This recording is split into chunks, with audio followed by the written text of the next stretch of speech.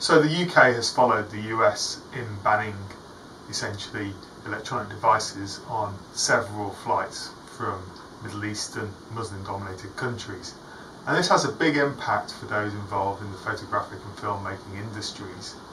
Normally cameras, etc., a lot of photographers and filmmakers will want to carry on the main bodies where possible as hand luggage, but the new guidelines that are coming out are saying essentially that those cameras are going to have to go into the luggage hold, which for many filmmakers and creative people and photographers will be a cry of alarm, because essentially that means that they're going to go through the baggage handling system. This is going to lead to an increased cost of business for photographers and filmmakers who are making a living from this.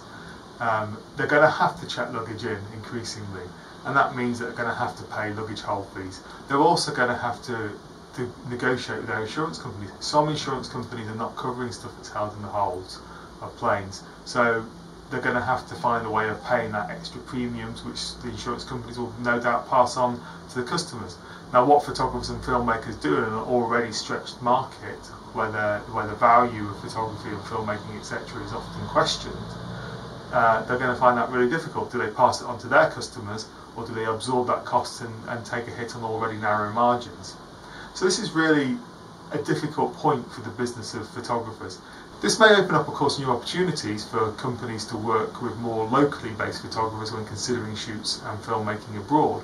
But if there's a need for a particular talent to get to a particular place, then that cost is going to exist, and it's going to have to be picked up by somebody. So either the photographer or filmmaker is going to have to take the hit in the margins that they're making, or they're going to have to pass that cost on to the customer.